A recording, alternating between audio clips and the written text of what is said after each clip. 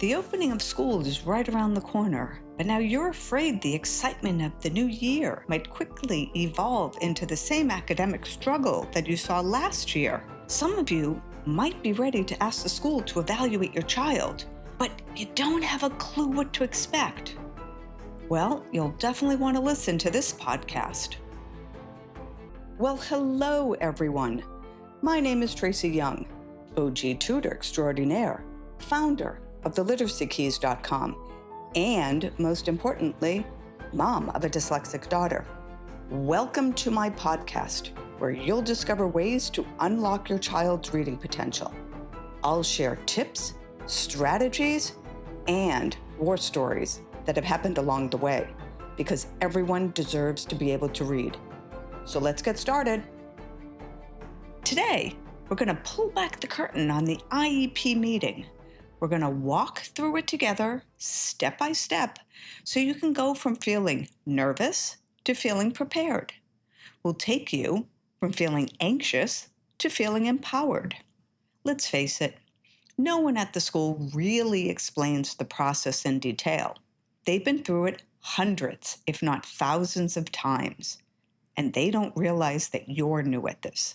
In fact, your heart beats faster just thinking about it. In your mind's eye, you see a long table with a dozen serious faces all staring at you. They toss one acronym out after another. Everyone nods, while you don't understand what they're saying. In fact, are they even speaking English? You feel so out of control.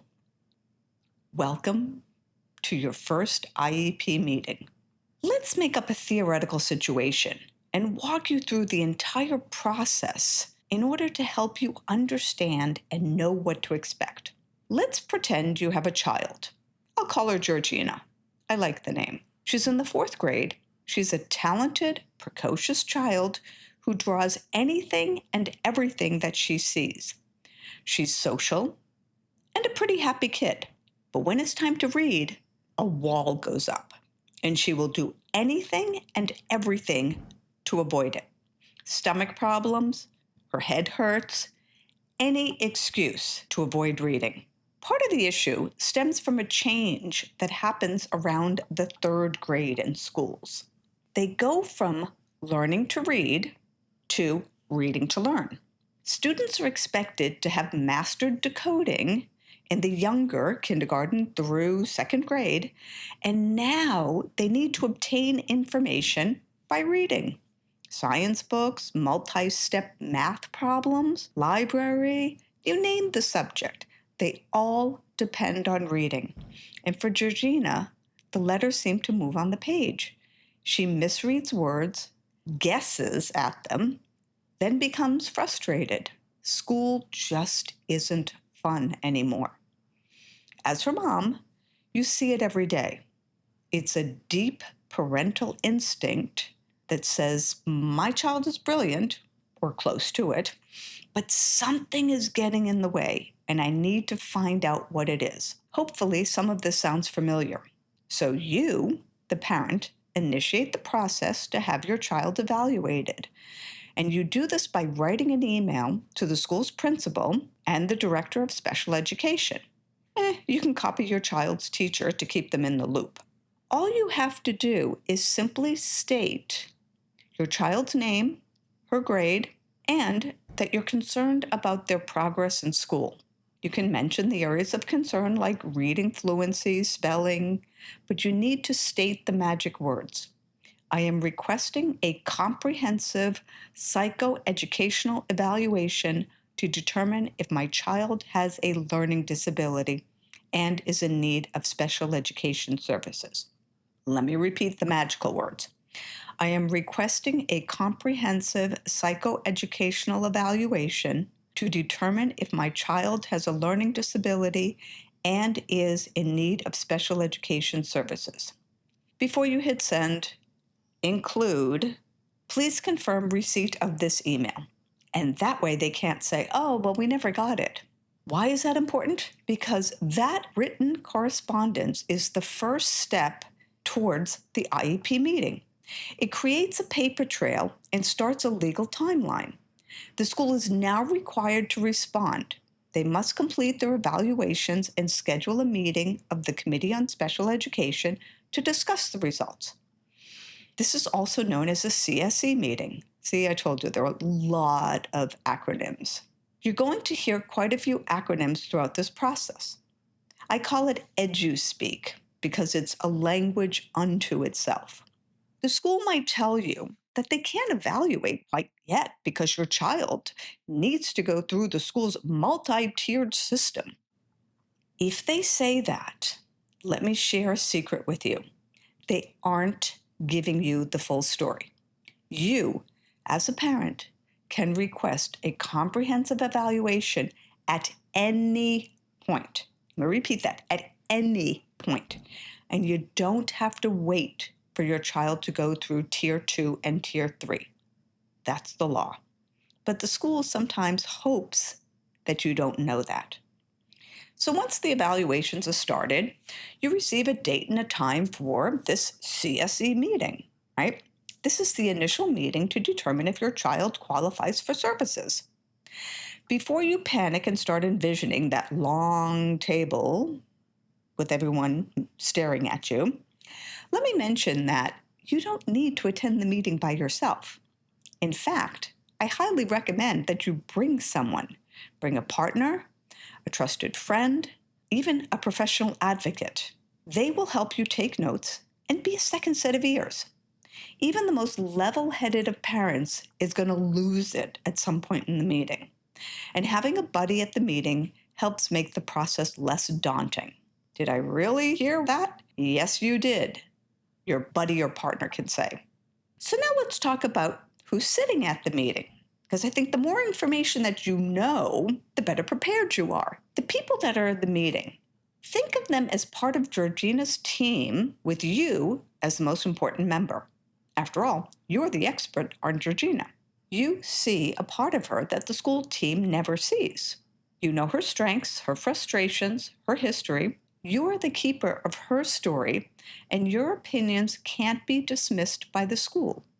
You are an equal member of the team. That is a really important part that parents need to be aware of. So looking around after you, you're also going to see Georgina's general education teacher. She's the classroom teacher. He or she is a classroom teacher, right? And they can discuss about what they see in the classroom, Georgina's struggles with reading, how they're impacting her, perhaps in math, science, even socially. If you have a chance, I recommend sit down with the teacher. In fact, you can do this before you even write the email requesting an evaluation and discuss your concerns. Remember one point. Although teachers are allowed to refer a child for consideration or evaluation, many schools don't encourage teachers to do this. Evaluations take time, and in the end, the school might end up with too many kids in special education. Now, I'm not saying that every school does that, but some do. So let's go back to who else is in the meeting. You're going to see a special education teacher. This person is a specialist and understands intervention. Theoretically, they know the different research-based programs and strategies that can help, and they use them. I'm going to put an emphasis on the word theoretical because not every school uses them. Next, in the meeting, you're going to see the school psychologist. This is the person who did the testing. Their job is to translate the data into a story about how Georgina learns. They'll talk about processing speed, working memory, phonological awareness. They'll compare Georgina's results to other children of the same age.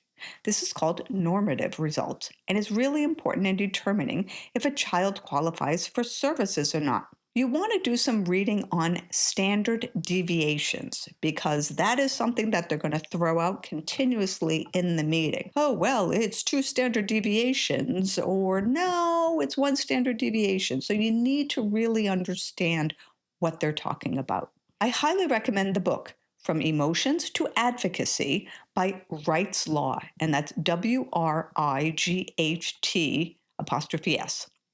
They have an amazing website and have so much knowledge. But that book, From Emotions to Advocacy, was heaven sent when I went through the process with my daughter. And I'll link it in the show notes. And then finally, there's going to be a district representative. Chances are this person is the chairperson of the meeting. They represent the school district, and the person has the authority to approve services. Now, this point is really important. If the individual says they can't answer a question because they need to check with their supervisor, you need to know that you're being had.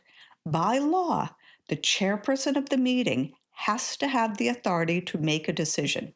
Otherwise, they cannot head up the meeting. So now that you know who the key players are, what happens? Well, the purpose of the meeting is to answer two big questions. Number one, does Georgina have a disability that adversely affects her education? And number two, if so, what are we as a team going to do about it?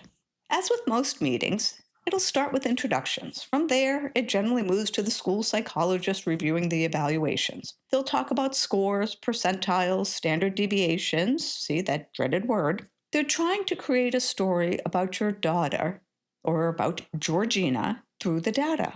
As a quick aside, this should not be the first time that you are hearing the results. When you give consent for the testing, request a written copy of the results at least 5 days before the meeting. This will allow you to review, process, and challenge the information. From there, the classroom teacher may talk about what they observe in the classroom, and you also need to have an opportunity to share what you see at home. Let's face it, so many kids hold it together during the day when they're at school, and then they completely fall apart at home. So you need to share what you observe. If they don't ask you specifically, turn to the chairperson and state that you would like to share your information. Don't be shy. So once everyone has reported out, and that includes you, the team has to decide, based on the data, does Georgina qualify for special education services? It's a question. Is her performance so far below the national peers that she needs additional services of special education? The key point here is the team has to come to consensus and decide. There are two possible answers. One option is classification. This means that everyone on the team agrees that, yes, Georgina's dyslexia is significantly impacting her ability to learn. She is officially classified with a specific learning disability classification, which is one of the 13 classifications allowed by federal law. This is a moment of victory because a classification unlocks the creation of an individualized education program, ACA, or also known as the IEP. Think of the IEP as a roadmap for Georgina's success. The IEP will have specific, measurable goals to ensure that Georgina makes meaningful educational progress. The IEP will also list services and the frequency of these services that she will receive in order to reach that goal. The document will list any accommodations, for example, access to audiobooks and text-to-speech software, so that Georgina can access the curriculum. The IEP is a promise. It's a plan. It's help made tangible.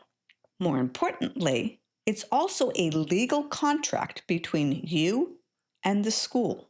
So the goals are often watered down and not quite measurable.